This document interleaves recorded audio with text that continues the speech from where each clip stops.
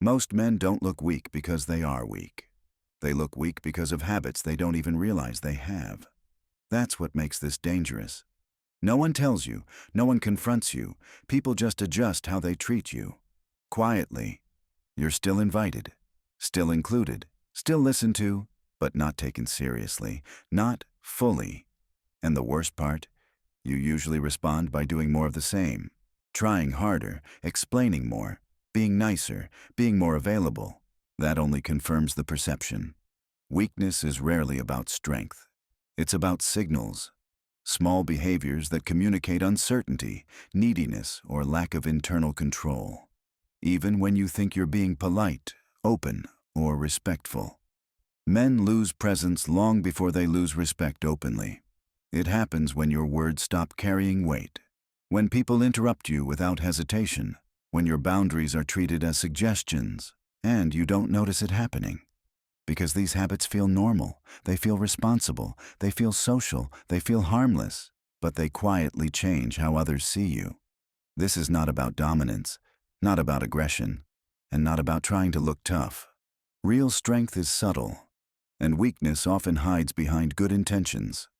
Men who look weak often talk to avoid silence, explain to avoid tension, agree to avoid conflict, react to avoid discomfort. None of these feel wrong in the moment, but together they send a clear message. I'm not fully grounded. And people respond to that instinctively. They push more, they test more, they respect less. Not because they want to dominate you, but because humans naturally press against instability. Strong men don't announce strength. They don't defend it. They don't prove it. They contain themselves. They don't rush to speak. They don't rush to react. They don't rush to please. Their presence sets the tone before they say anything.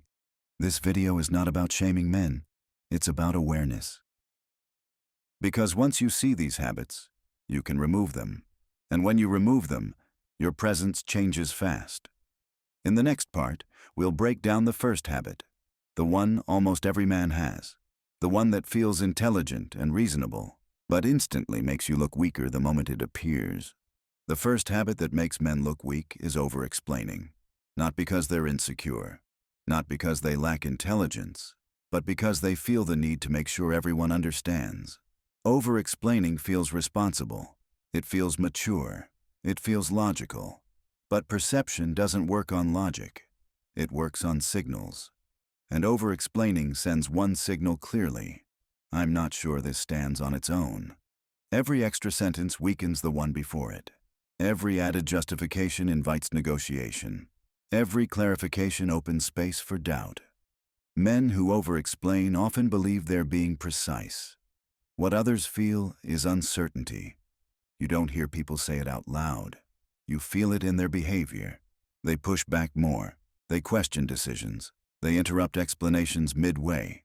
Not because they don't understand, but because you showed them that understanding is negotiable. Strong men explain once, if at all. They don't walk people through their thinking unless it's necessary. They don't defend every decision. They don't preempt every objection. They state. Then they stop. Silence does the rest. Over-explanation usually comes from discomfort with silence. The pause feels like rejection, like resistance, like loss of control. So words rush in to fill the gap. But that gap is where authority lives. When you explain too much, you remove the weight from your words. People stop listening carefully because they expect more to come. Your statement no longer feels final. It feels adjustable. And people adjust what feels adjustable. This habit shows up everywhere. Explaining boundaries instead of holding them. Justifying decisions instead of standing by them. Adding context no one asked for. Repeating points until they lose shape. Men don't realize how quickly this changes perception. You can be physically strong, mentally capable, highly competent, and still look weak because your behavior leaks doubt. Strength is not loud certainty, it's settled restraint. When you're settled, you don't need to convince. In the next part, we'll look at the second habit, one that feels emotional, human, even honest. but instantly signals lack of control the moment it appears. The second habit that makes men look weak is emotional reactivity, not emotions themselves. Reactions, the inability to pause, reacting too fast, reacting defensively, reacting emotionally, even when you're right. This habit destroys presence faster than almost anything else, because strength is associated with control, and not control over others, control over yourself. The moment you react emotionally, you reveal something important, that what just happened touched you. People don't need to see anger or frustration. They only need to sense that you were affected. Once they do, the dynamic shifts. You're no longer setting the tone. You're responding to it. Reactive men often believe they're being honest, direct, authentic. But authenticity without restraint looks like instability. And humans instinctively test instability. This is why emotionally reactive men get challenged more. People push their buttons, sometimes without realizing it. They interrupt, they provoke, they question authority openly, not because they're disrespectful by nature, but because your reaction invited pressure. Strong men pause. They absorb tension without changing shape. They don't rush to correct. They don't defend their ego. They don't explain themselves emotionally. They let the moment breathe. That pause alone communicates power. Reactive behavior communicates the opposite. Even subtle reactions matter. Raised voice, defensive tone, visible irritation, immediate justification. People read these signals instantly. And once they sense emotional volatility, they adjust how they treat you. They respect you less, not consciously, but instinctively. This doesn't mean becoming cold or emotionless. It means choosing when to respond. Because the strongest position in any interaction is the one that doesn't need to rush.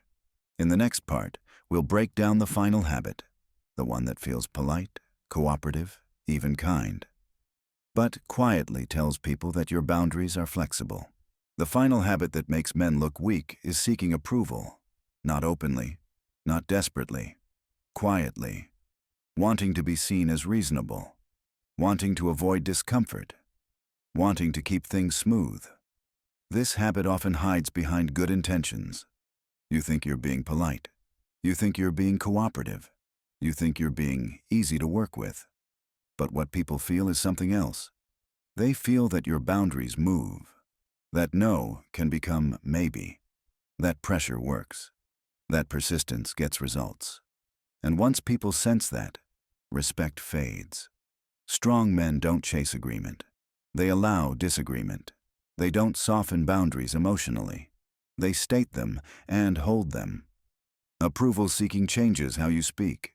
You add qualifiers. You soften statements. You explain decisions before anyone questions them, not to be clear, but to be accepted.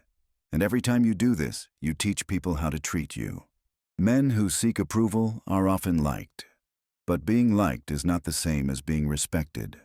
Respect comes from consistency, from knowing where someone stands without having to test them.